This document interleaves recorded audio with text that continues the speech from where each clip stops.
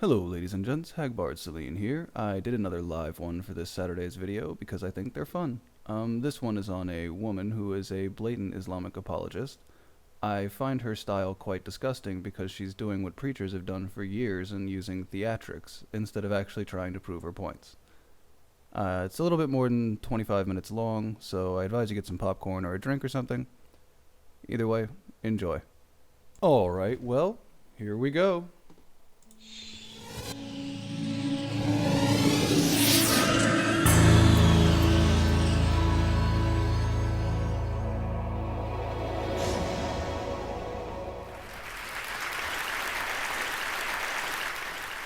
You may have heard about the Quran's idea of paradise being 72 virgins. No, everyone who's educated knows that's a stereotype taken from an unqualified hadith. But go on. And I promise I will come back to those virgins.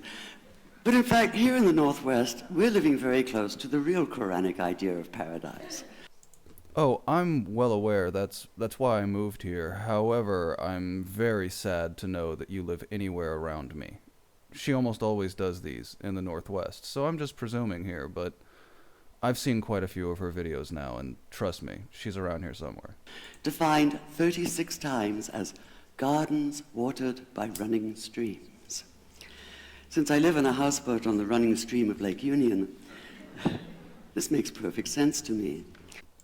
Who exactly is surprised that a man who was ruling a desert people describes this as, of course paradise is water. They have a whole book on how to handle water. They're desert people. But the thing is, how come it's news to most people? I know many well-intentioned non-Muslims who've begun reading the Quran but given up, disconcerted by its otherness. Of course, part of that otherness may be explained in the fact that they're described as kuffar who should be driven from the lands, forced to convert, or at least made to pay more taxes than the converts. The historian Thomas Carlyle considered Muhammad one of the world's greatest heroes, yet even he called the Quran as toilsome reading as I ever undertook, a wearisome, confused jumble. That's because it is just that. However, when he was referring to heroes, he was referring to other people as well. People like, I don't know, Napoleon, Caesar, Alexander the Great. Not exactly people that did good things per se, just people that did great things. You see, technically, Hitler did a massive thing.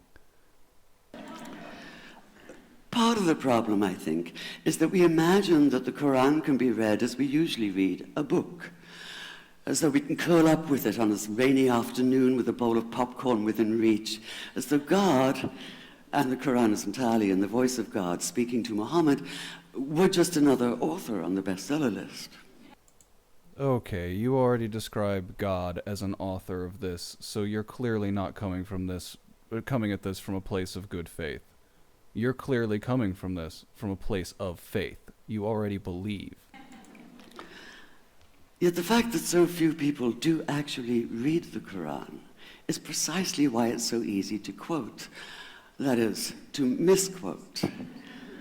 Phrases and snippets taken out of context in what I call the highlighter version, which is the one favored by both Muslim fundamentalists and anti-Muslim Islamophobes. What about people like me who are anti-Islam? I mean, I know you'd call me an Islamophobe simply because, I don't like Islam, but I've actually read all the books. What would you say to me, dear? So this past spring, as I was gearing up to begin writing a biography of Muhammad, I realized I needed to read the Quran properly as I could, that is.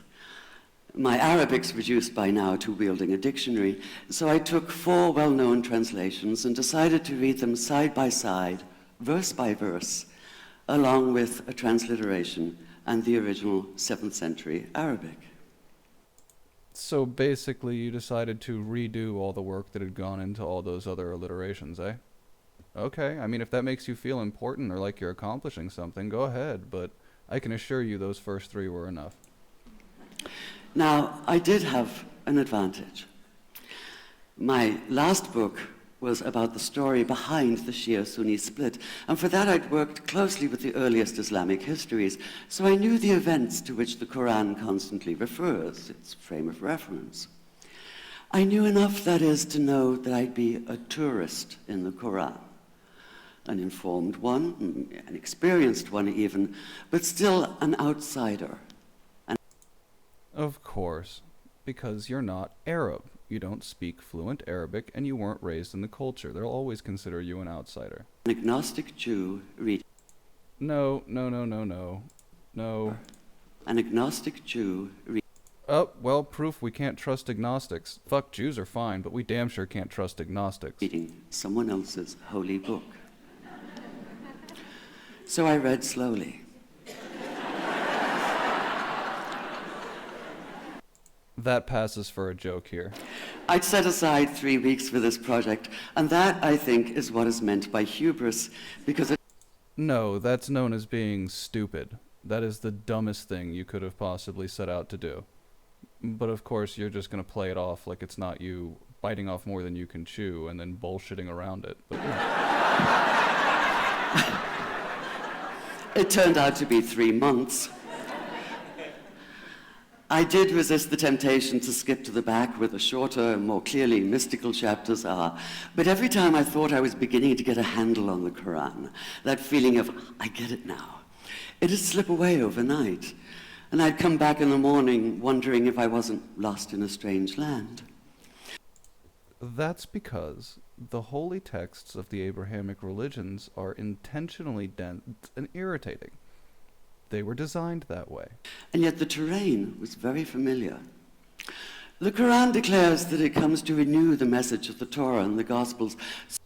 Ah, okay, now I see. We're going to obfuscate through this. Fine, go So ahead. 1/3 of it reprises the stories of biblical figures like Abraham, Moses, Joseph, Mary, Jesus. And by reprises, she really means completely rewrites to make it so that the whole time we promised they were preaching this. It was really about Islam. All these other religions just, they misunderstood it. It's always been about Islam. That's what they mean by reprise it. God himself was utterly familiar from his earlier manifestation as Yahweh, jealously insisting on no other gods. And yet, for some reason, after saying that, you can sit here and tell me everything's okay. The presence of camels, mountains, desert wells and springs took me back to the year I spent wandering the Sinai desert. Well, before you get too personal, let me just point out that historically speaking, camels had yet to be domesticated when the Quran was written.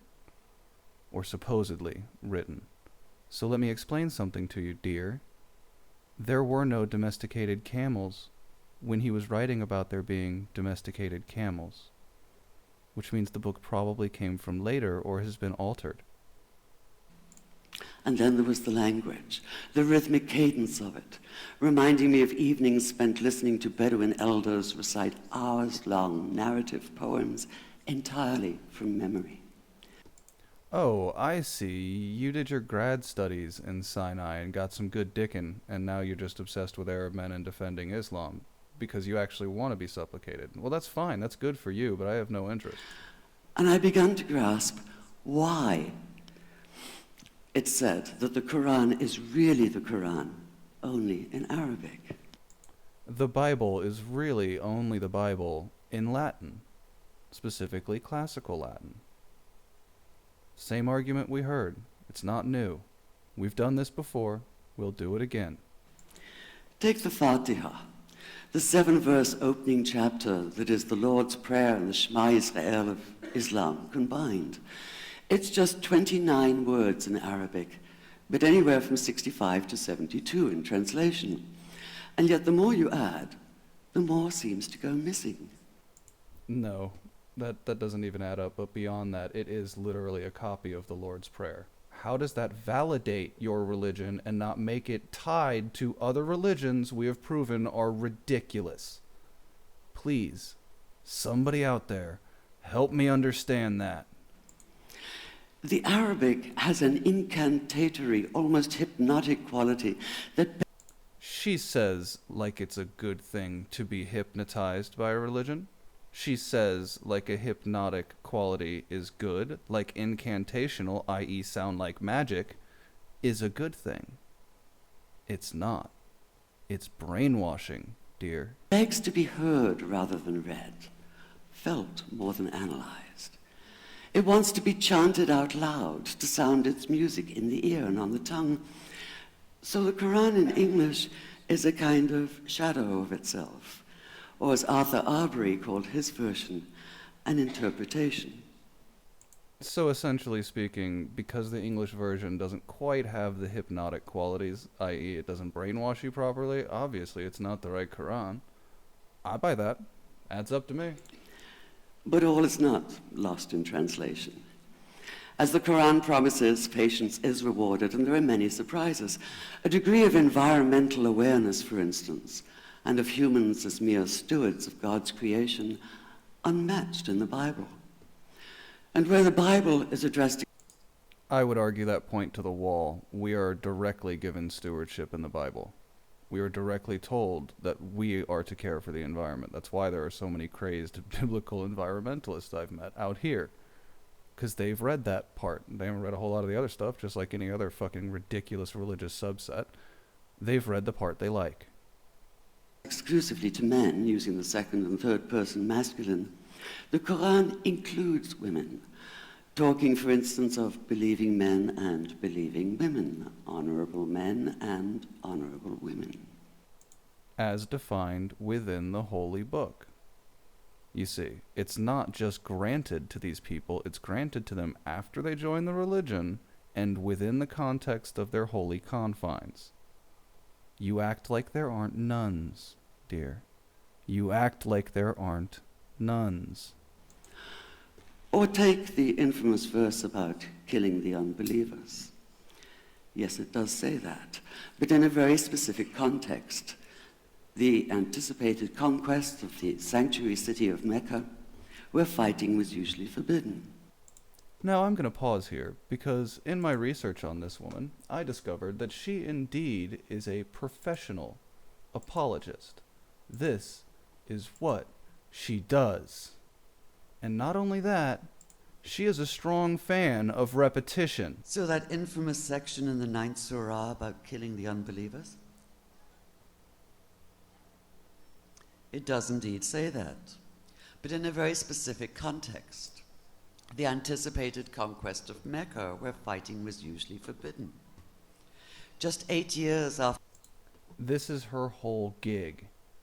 We'll get to these three later and the fact that they all say the same thing, but let's get back to our original, shall we? And the permission comes hedged about with qualifiers. Not you must kill unbelievers in Mecca, but you can, you are allowed to, but...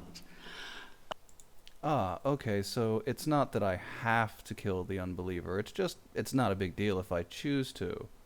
As long as I've told them I'm going to kill them, if they don't do what I say. Only after a grace period is over. Only after we've made the threat and they've ignored it. And only if there's no other pact in place. Which you're ignoring the fact that there clearly was not. There was no pact in place. And only if they tried to stop you getting to the Kaaba. Which technically was one of their holy places. It's technically an old pagan place of worship, you see. And you wanted to take it because, just like what Christianity did, you saw some of the local pagan practices and said, shit, if I don't incorporate some of these, I'm never going to get any converts. And only if they attack you first. Attack you first, which you've already defined as being disallow you access to the Kaaba, you see. And even then, God is merciful, forgiveness is supreme, and so, essentially, better if you don't. She literally makes the same speech at almost every place she goes. It's a handful of talking points she has because that's all you can find to defend this fucking Bedouin religion. That's all you can find. This was perhaps the biggest surprise. How flexible the Quran is, at least in minds that are not fundamentally inflexible. Some of these verses are definite in meaning, it says, and others are ambiguous. The perverse at heart... Now, before we go any further with that, yes, some minds are less flexible. There's a chart, you see. It's shaped like a bell. Everybody to the left of about 2/3 of the way up that bell, yeah, those are inflexible minds. You see, the bell shape, that represents the amount of people that fall within that category. So I ask you what I ask all other people. Now what do we do with the stupid people? Because they are inflexible, and they are going to interpret it in inflexible manners.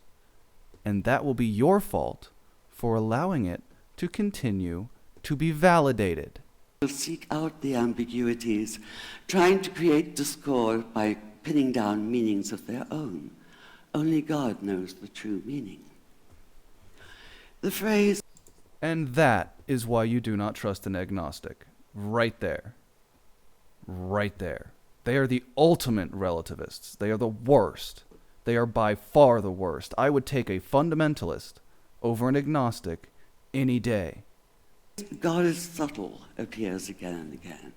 And indeed, the whole of the Quran is far more subtle than most of us have been led to believe, as in, for instance, that little matter of virgins and paradise. Old-fashioned Orientalism. Again, let's just clarify. Yeah, that's in a hadith. That is not in the Quran. You've been bullshitting the whole time. You built a straw man to beat it up. Any educated person knows that. And what you're going to do now, when what she always means when she says Orientalism, is just like the goddamn Arabs she was taught by, she blames Persian people for ruining Islam. But there's no racism in Islam. So what am I talking about? Am I right? It's not like those same people blamed the quote-unquote African Muslims for stampedes that happened there. No. No, the Saudis are totally trustable people. We're Comes good. into play here. The word used 4 times is huris, rendered as dark-eyed maidens with swelling breasts, or as fair, high-bosomed virgins. Yet all there is in the original Arabic is that one word, huris. Not a swelling breast or high bosom in sight. Now, this may be a way of saying pure beings, like in angels, or it may be like the Greek kos, or koi, an eternal youth. But The truth is that you've linguistically nailed it, but now you're going to obfuscate because it's much easier than admitting it does indeed mean youths, eternal youths. Eternal virgins could be another interpretation therein. Don't hurt yourself trying to just slide all around this. It's not going to work. You're too old, you might break a fucking hip. the truth is, nobody really knows, and that's the point. Because the Quran That is not the point any religious person ever takes from their religion, you fucking dumb bint. Just because you are quote-unquote an agnostic Jew, whatever the fuck that means, does not mean that most of the people that hold that belief will ever hold it the way that you're describing it now. And to think that they will is insane. Quran is quite clear when it says that you will be a new creation in paradise, and that you will be recreated in a form unknown to you, which seems to me a far more appealing prospect than a virgin. Again, I'm still not even sure what she's trying to make the point of here, or why they're laughing. I don't understand.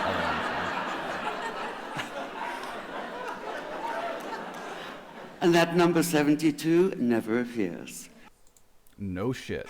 There are no 72 virgins in the Quran. Please, do go on. That idea only came into being 300 years later. Oh, you mean what I said in the beginning of this? You mean what any educated scholar on Islam knows? Oh wait, no, you're just acting like everyone in the West who protests is ignorant of this religion.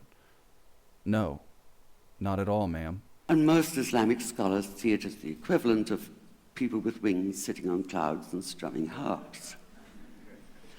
Paradise is quite the opposite.